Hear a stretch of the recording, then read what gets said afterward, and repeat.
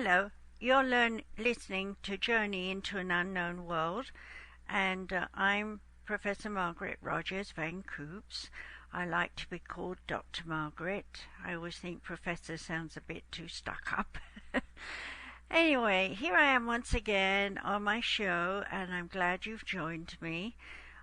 Today I thought I'd talk about our perceptions that come from our consciousness. So I'm starting here with a little bit of visualization. So if you'll come along with me on my little journey, I hope that you'll see that our imagination plays a great big part in the way we consciously believe we see ourselves in this world.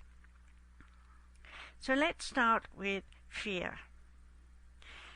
Imagine you're walking down a very dark road. You can shut your eyes if you like.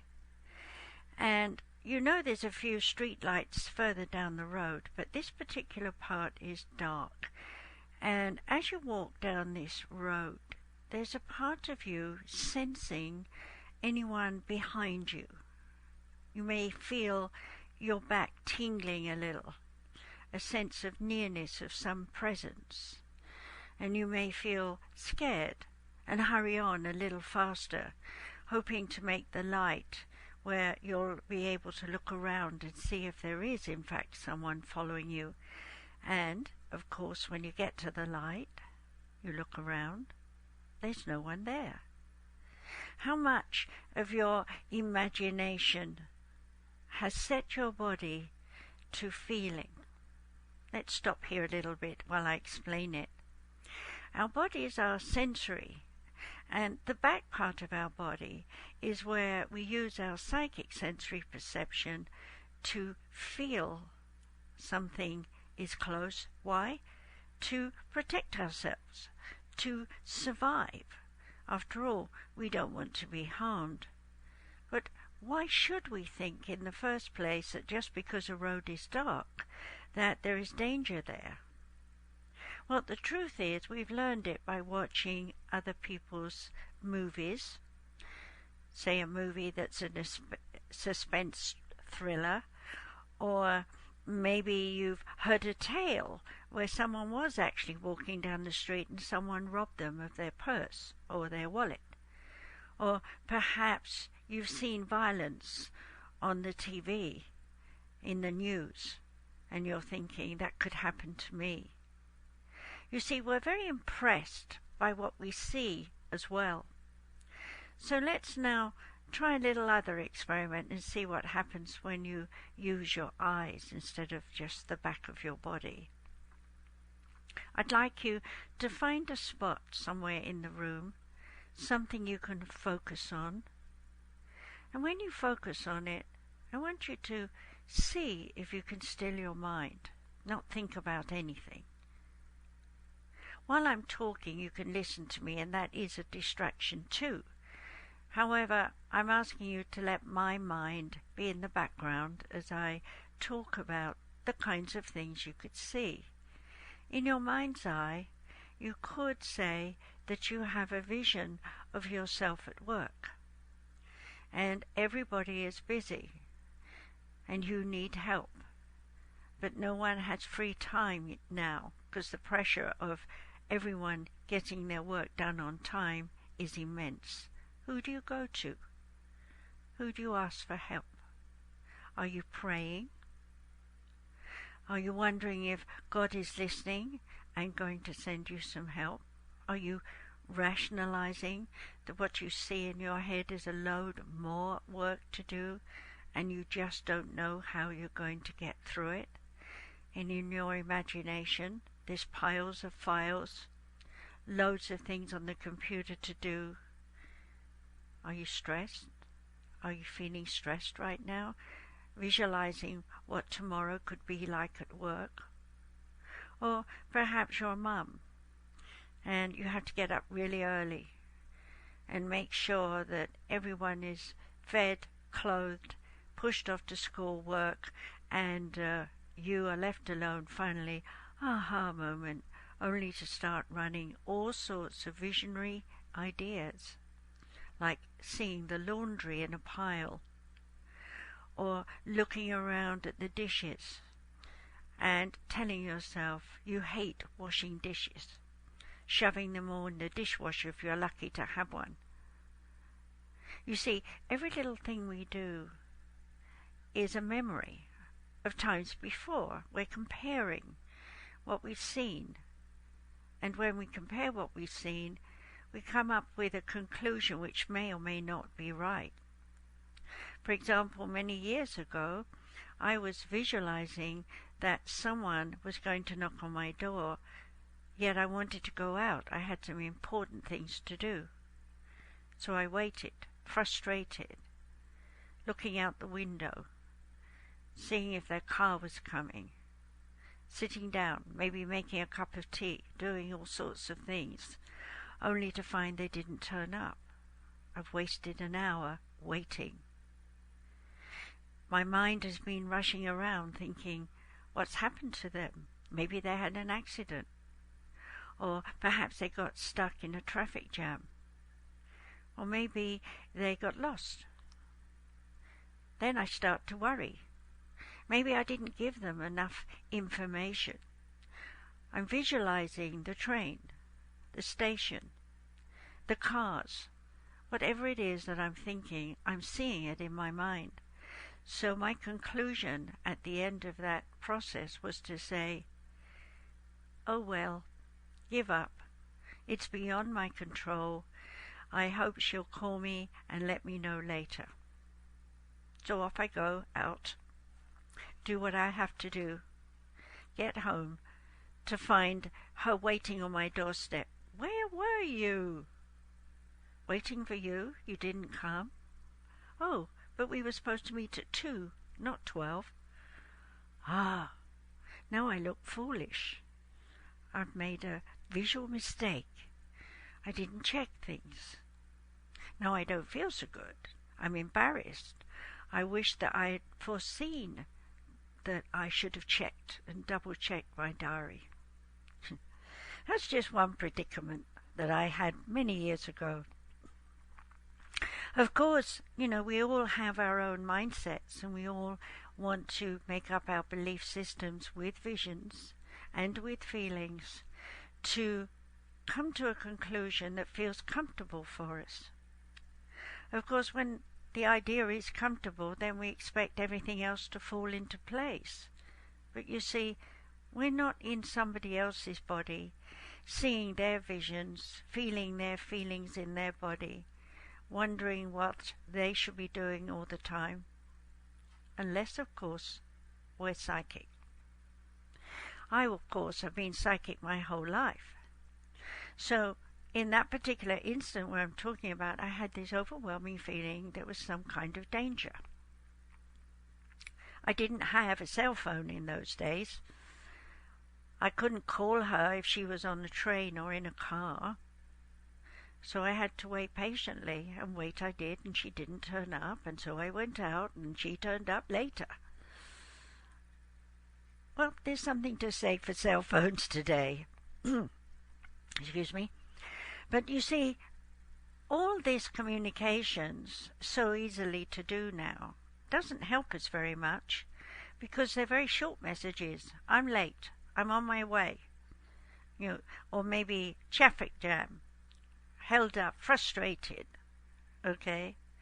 Yes, at least I had input then, and then I would know where she was and what she was doing. But I wouldn't know what state of mind she was in. I wouldn't know whether she was enjoying herself in the car, or singing away to herself, listening to her favorite music, not frustrated at all.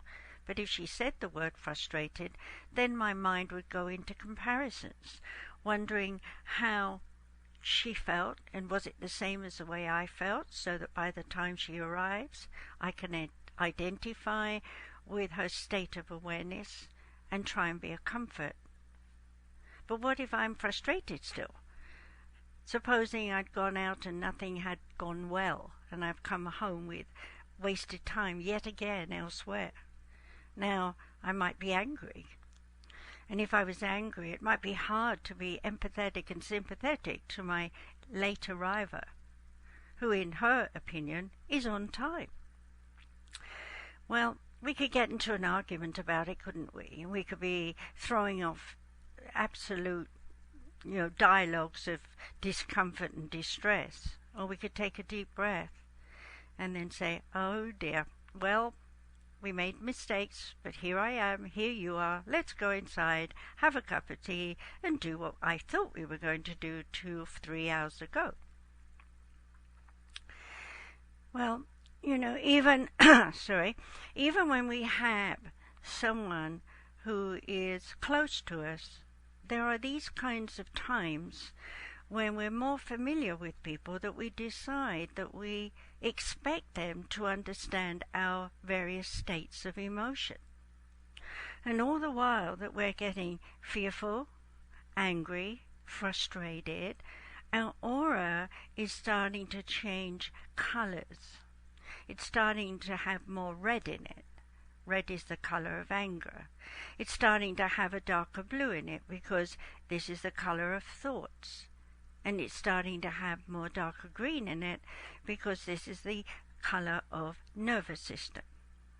Well, I could go on with all the colors, but I want you to understand that when we're negative, when we're worried, fearful, painful, we want a lot of sympathy. And so we become a bit wimpy, as it were, and our aura lacks strength. So anyone in the room with us who is stronger than us is immediately an emotional threat. You might say, well, why would that be? Well, the bottom line is no one likes to be told what to do. So in a state of distress, one just wants a hug. But unfortunately, most people who are stronger take a look and see our state of distress and immediately want to give counsel, advise, take over control of our things and the people that we love, and tell us we need a rest. Go get to bed. How can we go to bed and rest with all these worries on our mind? Have to do the washing, have to prepare meals for the next 2 days and put them in the freezer because we're going to be out, have to clean the house, or have to get online and work in the home because we have something keeping us at home and we can't go out and do the things we'd like to do. Of course, there can be a lot of frustration in being out and about. For example, recently I went to buy some screws, and when I got home, the frustration wasn't the screws, it was the fact I'd chosen the wrong screws. So I had to jump in my car again, go back to the store. They were very, very nice. They changed over the screws, and I was happily sent on my way. And of course I fixed the thing that I wanted to fix. But it took twice as long as I expected, all because I didn't know what I needed to buy. Well, I'm sure you're listening to me and thinking, oh, that's happened to me too. Because yes, everyone goes shopping and everyone finds that sometime, somewhere or other, the thing we've bought doesn't work or doesn't suit us or is too big or too small or even is a present from someone for Christmas present, shall we say, and it's not the kind of thing we wear, but there's a price tag in there and we can take it back. But when we go back, we find out that it was a sale item and that we don't get as much money as we thought we would get, so we can't buy something as nice as we wanted to. Frustration again. Maybe a little bit of being ungrateful. Maybe a little bit of judgment in there about your friend should know better or your family member should have asked you first and so on. You see, the mind is consciously rationalizing, justifying, explaining to self why it's okay to have the negative emotions so that we can get the empathy and sympathy and love from someone, somewhere, in time. Now I say in time because some of us seem to go from one person to another searching for friendship, love, comfort, support, and Yes, even take over for us and carry our burdens for us. Well, along comes Mr. or Miss Right, and we immediately see they have something to offer us, something that attracts us, something that seems to say you fit in all the right places. What I've noticed over the years when I'm counseling couples is that this idea that this someone can fill up all the empty spaces and places inside a person is actually a fantasy, because none of us can think consciously or deep subconsciously, spiritually, be aware of every single need that a person is laying out before us and just wave that magic wand and say, hey presto, you're better. So in relationships we find a lot of misunderstandings about one another. And when time passes and we've watched many misunderstandings rear their heads, maybe cause an argument, cool off a bit, say it doesn't matter, and move on. But the truth is, it does matter, and the truth is, we don't move on. What we do is count. Now you might say, why would I want to count the number of times that this person hasn't understood me, or taken over, or done something that's upset me?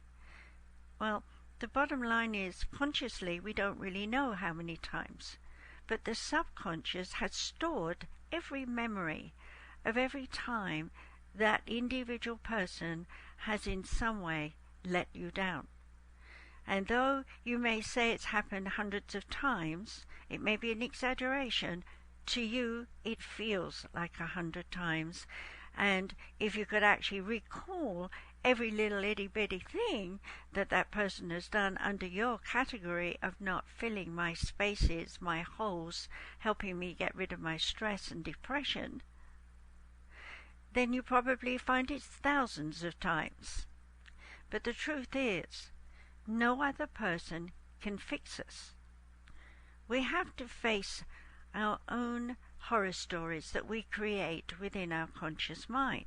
So going back to walking down that dark street, if you were to take a deep breath at the top of the street and look down the street, you would ask yourself from your psyche, does this feel the right way for me to go tonight? And if there's an instinctive no, then you go the main roadway, maybe the long way, but you will walk there in lights and feel safe and know that there are many cars going by that you could scream for help.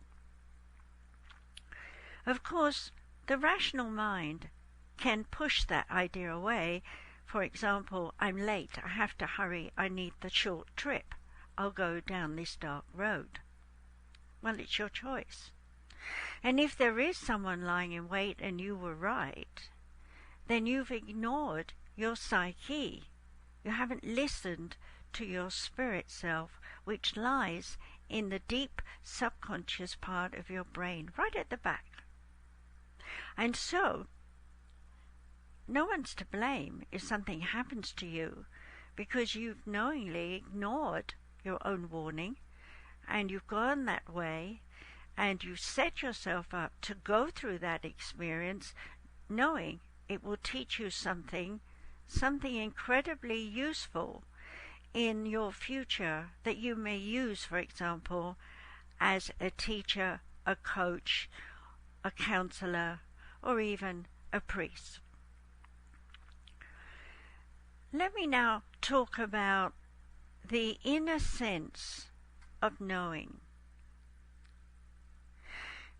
Sometimes we have, shall we say, I'm just sitting still, not thinking about anything, having a moment of rest when my brain decides to switch off. I might even be a little bit sleepy. And as I close my eyes to just give myself a moment or two to be quiet, suddenly I hear a voice that says, "Call Sally." Immediately I might say to myself, Sally? I haven't talked to Sally in years. I don't even know where she is. I wonder where she is. And then a while later, when I'm up and about, I go to my computer and there is an email from Sally.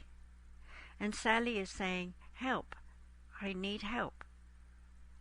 You see, in the oneness, our spirits are all connected. So when you think about yourself walking down that lonely pathway, or walking into your office where all those people are, wondering if they'll give you any time of the day, what you're really saying is, I'm not connected emotionally to their spirits. I'm not aware of my need to know they are friends, not enemies. Now that brings me to the point of enemies. Yes, people do come into our lives and they are nasty to us. They want to pick our bones, as it were, and destroy our sense of self-esteem, self-worth, and value. Now, if you meet someone like that, your defenses will be up, and you will be psychically aware that they are a troublemaker. But if you're in your conscious mind, and you don't listen to your spirit, you will bite, you will be afraid, you will let them dominate you and lead you where they want you to go, and you'll end up somewhere where you don't want to be. I once met someone who was badgered by her boyfriend to get married. In her heart, her instinct told her he was not the right man. But he pressured her so much that she pushed that idea away and began to rationalize, well, he's talented, he's making an income, he will be able to buy us a house. This list went on. And as she sat there talking to me, I could see that she was in love with what he could give her materially. She was not in love with his spirit, with his soul. And I told her so. And she looked at me astonishingly and said, how did you know? And I said, the same way I can read your spirit, you can read his. If you're truthful to him and to yourself, you will decline the idea of marriage and maybe spend a little bit more time, knowing him, discussing things, learning about him. And ultimately, if you can't find some bond on the spiritual level, then you'll both realize that you are not meant to be together.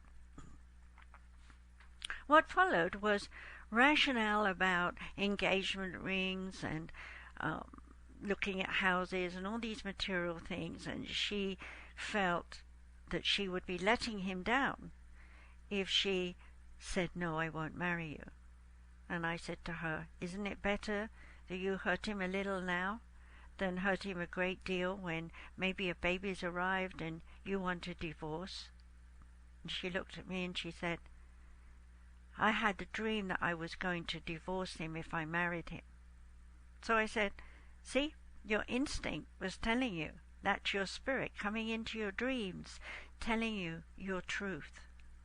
And I want all of you who are listening to realize that even those who say they can't remember dreams are doing this. You are processing from your deep subconscious through your subconscious into a dream state to awaken with a little bit of bits and pieces of that dream that your conscious mind can rationalize and explain away to you while wide awake. She could see that she had both sides of the apple, as it were. She could see her spiritual self telling her that this was not the right arrangement or the right marriage, and she could see her everyday conscious self fighting that, resisting listening to the truth, while trying to convince herself that she was in reality really in love with this man. So I asked her to shut her eyes and imagine this man is right in front of her and that he wants to kiss and hold her and hug her. and she began to cry. And I asked her, "Why are you crying?" And she said, "He doesn't hold me like the way I want to be held. He doesn't seem to kiss me in the way I love to be kissed. In fact, we're not very physical either, so I'm missing a lot." And I looked at her and I said, "Surely that's a sign, isn't it, that something's wrong?" And she said, I know. But. And I said to her, there are no buts. It is yes or no. There is no in between. Well, I'm happy to say that as a few more weeks of sitting with me and just letting herself talk away, she was able to hear her conversations out loud, speaking her thoughts. And as she heard herself speaking aloud her thoughts, she realized how she sounded and how aggressive she was about how this man should be in her life. And she realized there was no love.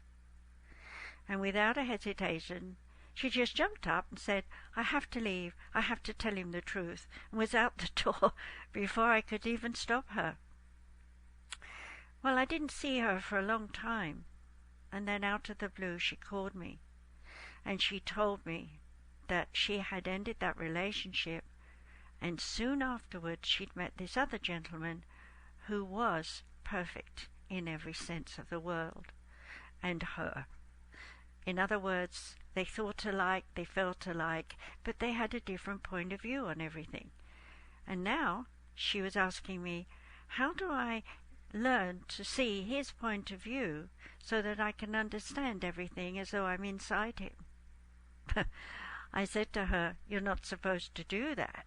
What you're supposed to do is have conversations, share your emotions, and grow together. And as you do with trials and tribulations of life, you'll learn more and more about one another.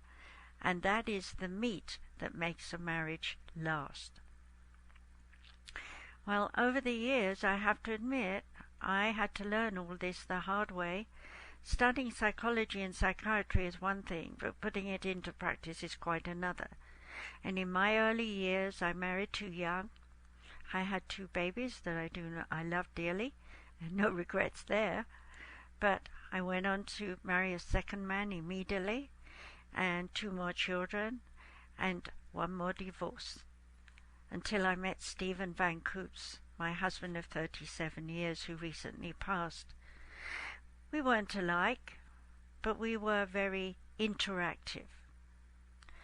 He was a Pisces, I was a Sun sign. And so we were both in the Sun sign. Sorry, my Sun sign was Cancer. And we were both in the water energy from our Sun sign's point of view. And we both had Gemini energy that allowed us to work together. And so my husband became my manager and organizer of my public work. Now I stand alone. But I'm not alone, because I asked the oneness for a team. And lo and behold, they turned up, one by one, in situations where I was focusing on something entirely different, to find these people who are now working with me. And in time, we will be teaching online and doing sessions and all sorts of things. But this is not about pitching. This is about knowing that when you meet someone who is right to work with, or to live with, or to marry, and so on, there are many relationships, but those are the ones that most focus on. But you have a relationship with your teacher. You have a relationship with your priest or padre or whatever they are. You have a relationship with your yoga teacher or your Zumba teacher. There are thousands of people that you have met throughout your life. And whether it's been a 5 or 10-minute conversation, or hours together, or even years together, it has all come down to what have you learned by having these people in your life. Have these people helped you by the way they were, even if they were negative, to understand more about life, to have a greater sensory perception of yourself walking amongst many people, to understand that you are a biochemical human being who has plenty of water, 70%, the other 30% is your brain and your organs and the body that you see in the mirror. You know, everything that we are is not permanent. We're here for as long as we want to be here. If we're miserable, then we're likely to become ill. And over a long-term time of being miserable, we'll become sicker and sicker. With the COVID-19 virus now in our midst around the world, there are many people who are dying. And people say that this virus is a killer. But actually, there are quite a few people who have had it, overcome it, and are now healthy.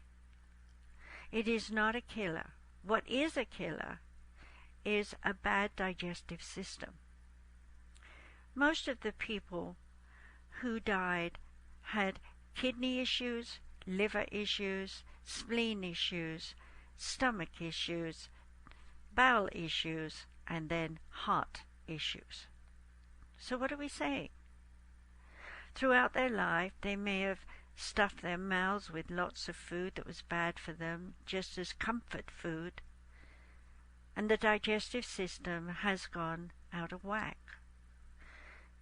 We don't think about what's going on biochemically in our bodies, but actually the food we eat is broken down from solids by all the enzymes that exist in the alimentary tract. So if you're eating the right foods and you're making sure that you have the right enzymes topped up every so often by taking the pills from the natural health stores that put the enzymes back in your digestive system, then it's going to kick in and be able to deal more efficiently with the food you eat. But if you're putting food that's been augmented, shall we say, changed, made to be more attractive in the pot or the carton, it looks enticing, but it's got lots of additives, if I can say the word. Those aren't meant to be in your body. Those upset your system. If you drink beer, you put too much yeast in your body. That will upset your system.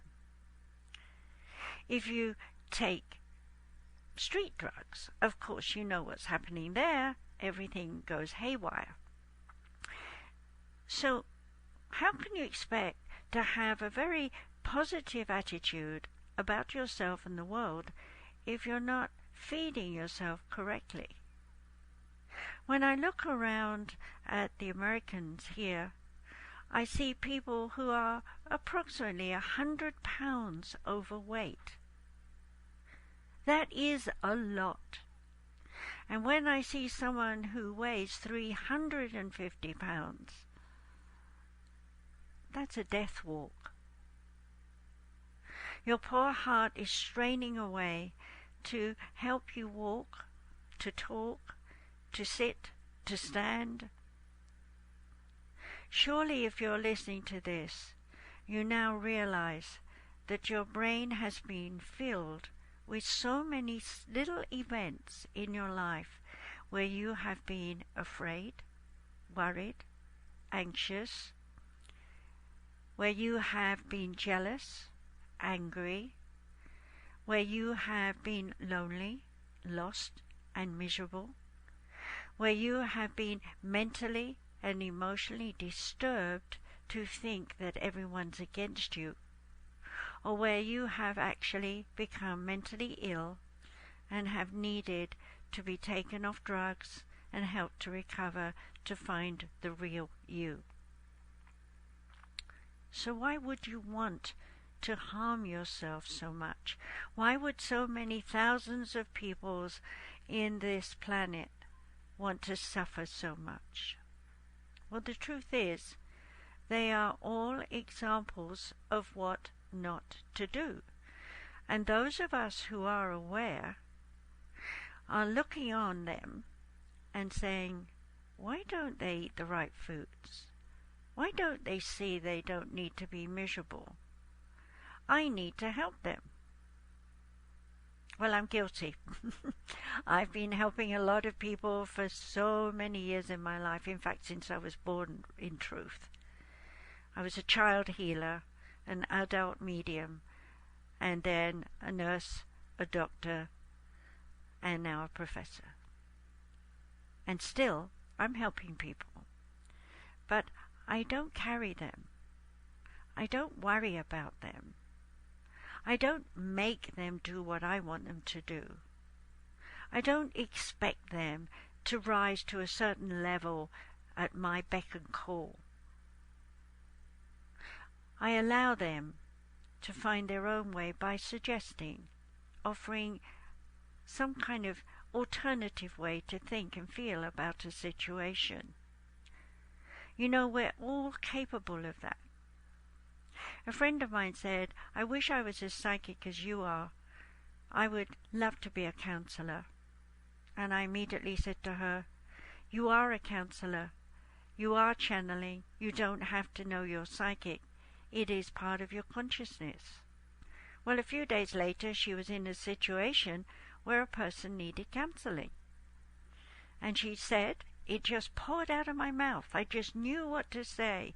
And that person took my advice and is working with it. And I felt so great.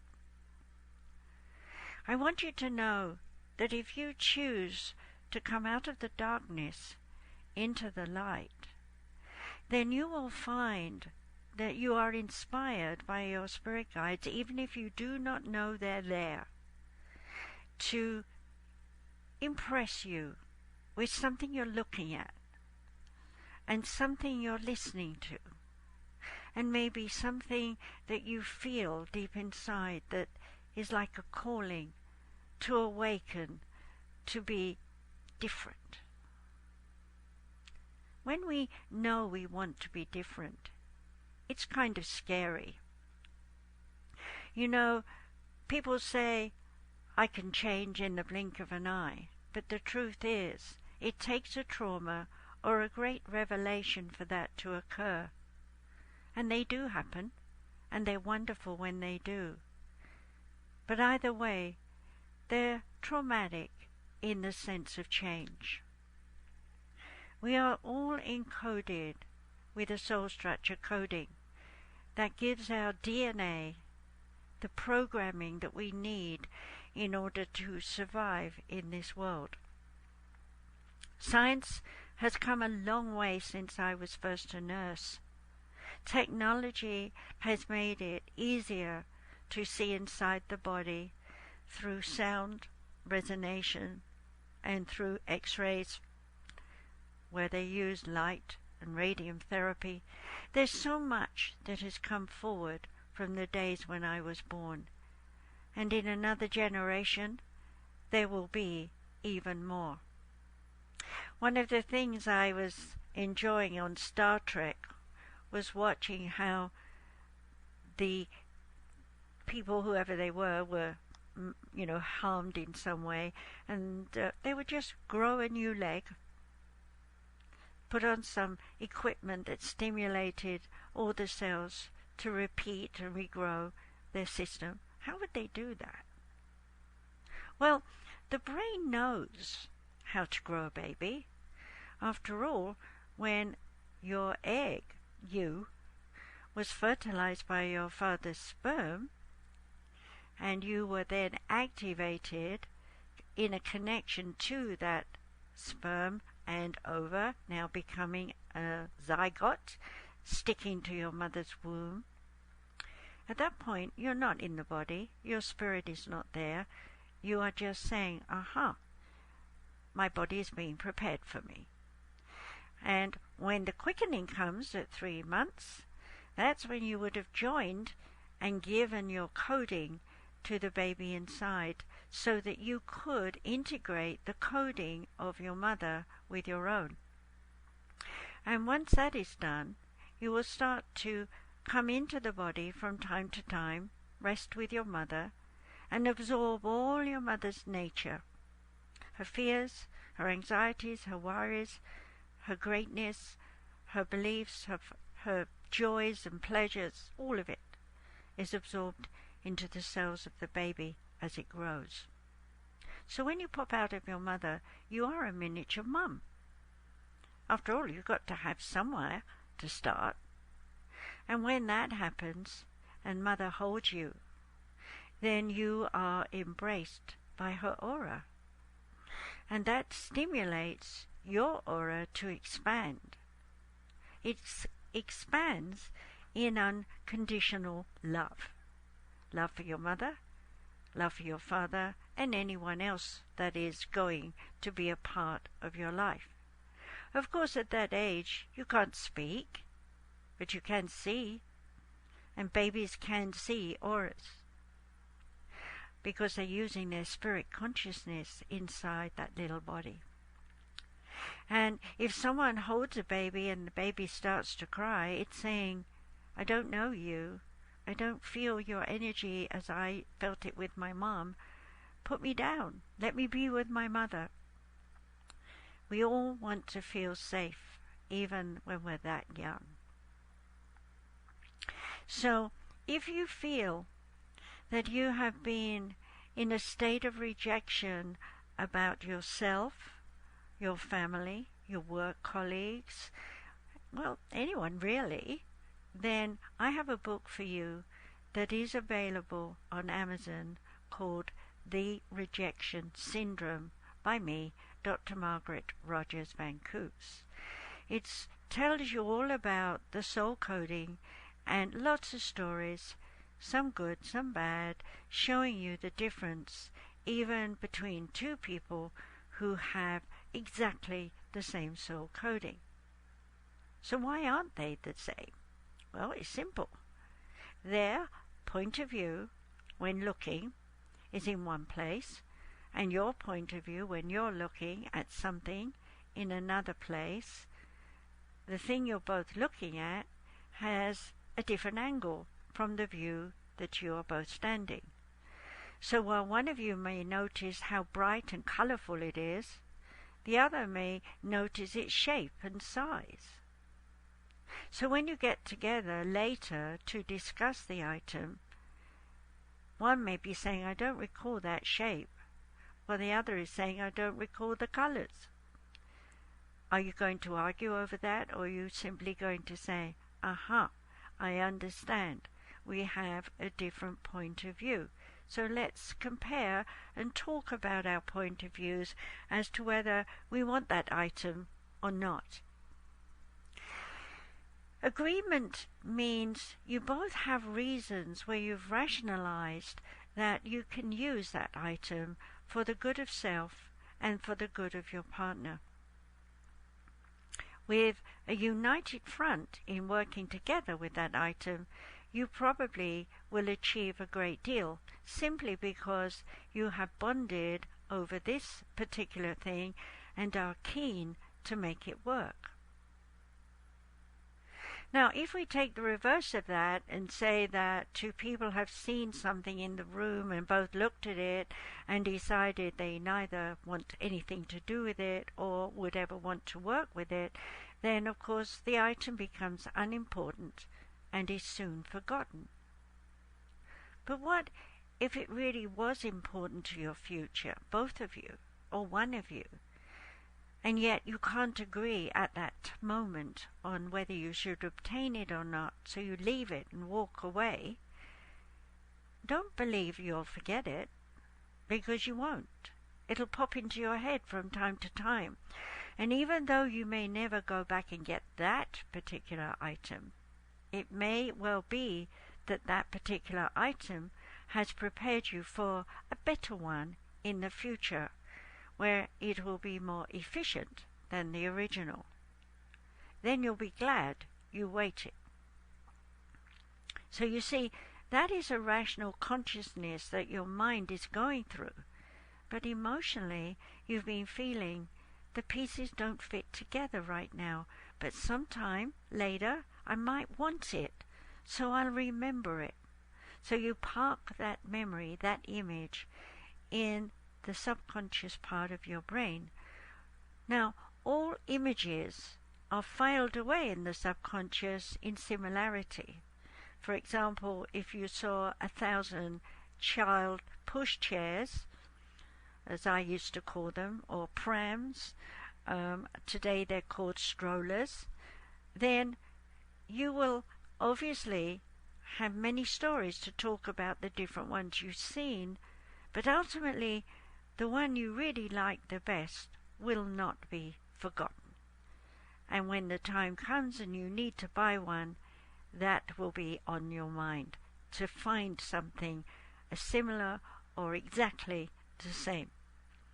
Now when we're shopping for an item, it doesn't answer back. It doesn't say anything. It just sits there while we use it. And that's fine until we get bored with it. Then we toss it out or sell it. But we can't do that with relationships, can we? So when we go shopping around, looking online for a date, how do we know that the person's picture is really that person? Or how do we know that that person is really working in the job they say and really likes to do all the things? Well, we don't, do we? They're just words on a page. However, if we're psychic, intuitive, we will know by the look of the person's image and the words, the way they write, that they don't click with us, that they don't feel right with us, and we click away. We don't want to know that person. But if someone looks nice and appealing and has the right words, then we're pulled in, we're attracted. But we have caution, just like walking down that dark street. We don't know this person. They could be an abuser. So caution pushes its head up in you to say, why are you doing this? Why are you looking for someone online when you could just as easily join the local groups and meet someone that way? Oh, I don't like driving at night, it's too dark. And yet you'd get in the car and drive at night to a restaurant to meet a stranger. What's your rationale? Stop making excuses to stop yourself reaching out to places known where you'll feel safe. Going outside the box to meet someone you don't know in a strange place without company is foolish. In this fast-paced, moving day of our lives, nothing is considered safe anymore.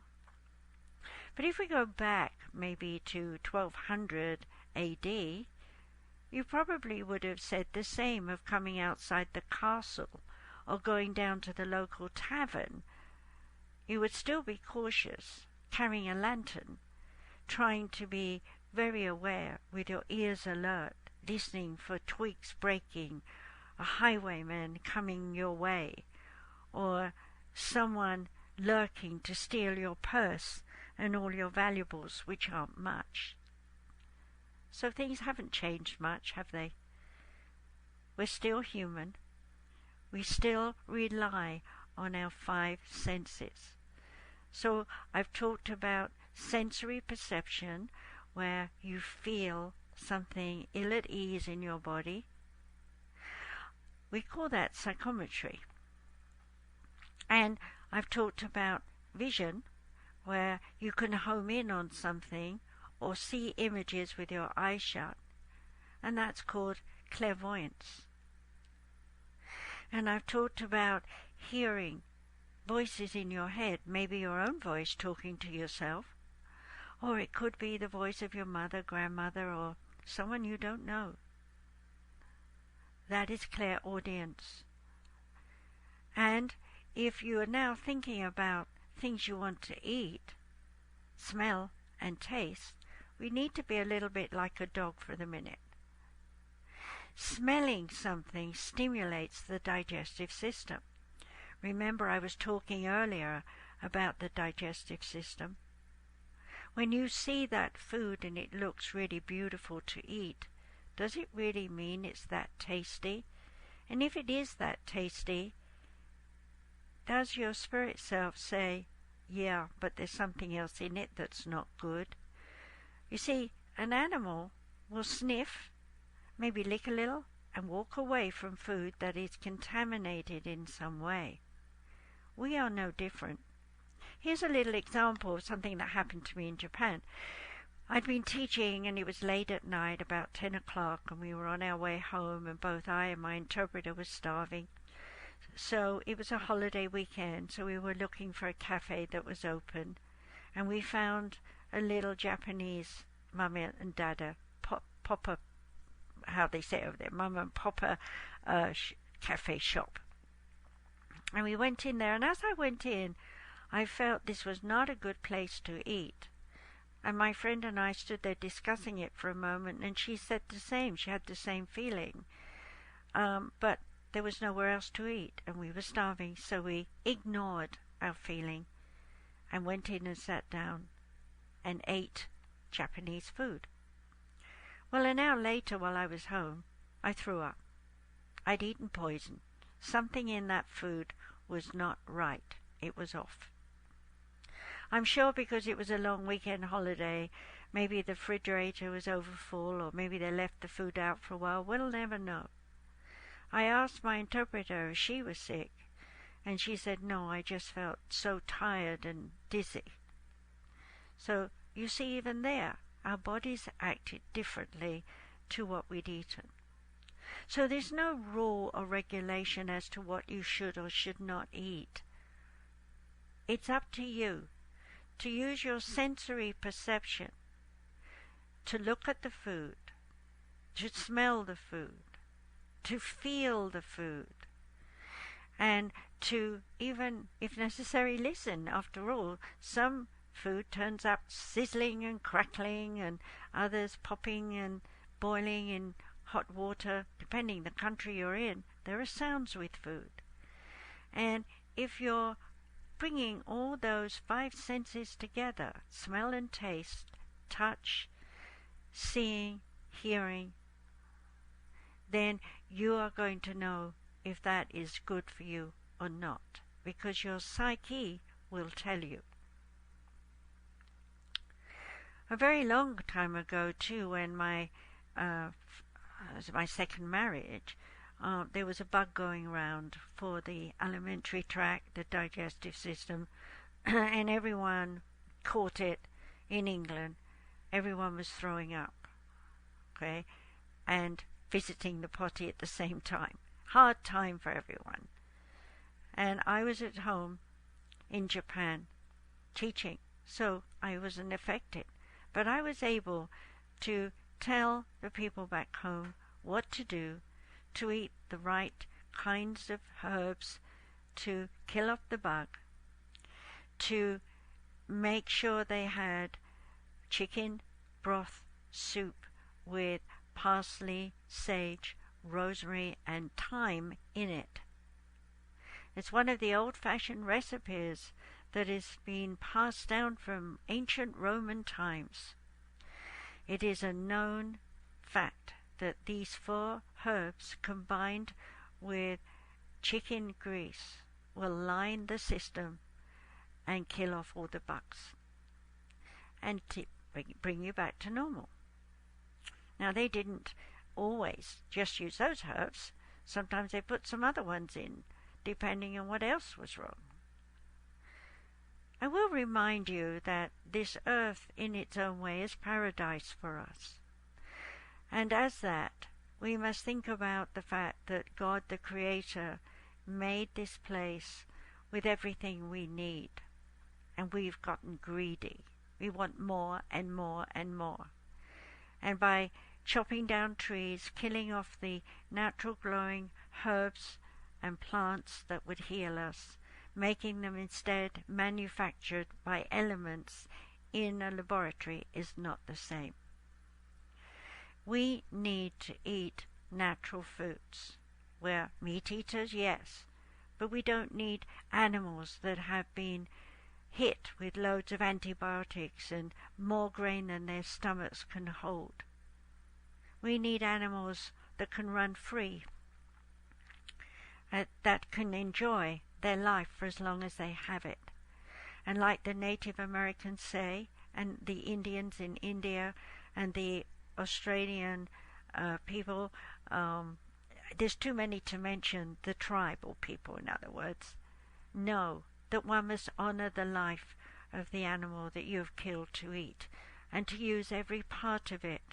Its feathers for making a pillow, its skin for making a coat, its fibers for making sewing material, and so on.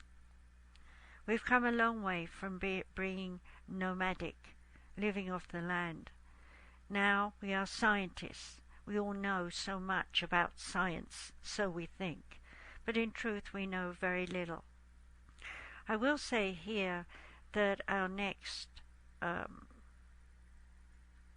I want to say that our next fuel will be sonic sound, and that sound will be trapped and reverberated and resonated and echoed in certain ways to create light, and that light will give us heat, give us power, and we will be a different kind of human yet again. So here I am, coming to the end of my little talk. I hope that you have enjoyed everything that I've said and will give some thought to your own life and to your relationships and to the value of everyone who comes into your life, even if they are miserable and horrible. Because somewhere in there you are growing because of them. And as a person evolving, you will be a better person to everyone else that you meet. If you'd like to learn more from me, we will soon have easypeasysolutions.org up. And if you'd like to study with me, you can go to that website and leave your name, email, your phone number, if you'd like to, so that I can contact you. Your interesting subjects you'd like to study. For example, you may be interested in hypnosis, or you may be more into meditation, or perhaps you're into crafts and arts and music, just to start with your creative self. And then we can go into more important issues. We will start the program with looking at the different types of relationships, some of which I've talked about in my radio show here today. Please do share Journey into an Unknown World with your friends. I've been doing this for 10 years. So my earlier shows are half an hour, and now I'm doing an hour once a week. So if you'd like to go to Journey into an Unknown World on iTunes, you can download the free podcasts there and listen to me at home when you're in bed or something like that. But please do not listen to me while driving. My voice can be hypnotic. If you'd like to write to me, then I'm open to receiving letters. Professor, Prof Margaret, Margaret, RVC, for my initials, for my last three names, at gmail.com. I'll say that again, Professor Margaret, RVC, at gmail.com. I'll remind you yet again, go to easypeasysolutions.org and let us know what you're interested in so that we can form some classes around your topic. In the future, there will be only free classes for a while, just so people know that we're there and the kind of works that we do. And as I said, we're beginning with relationships. But as time passes, we will be asking people to become members for a nominal fee. No, I'm not here to make a fortune. I'm here to teach you.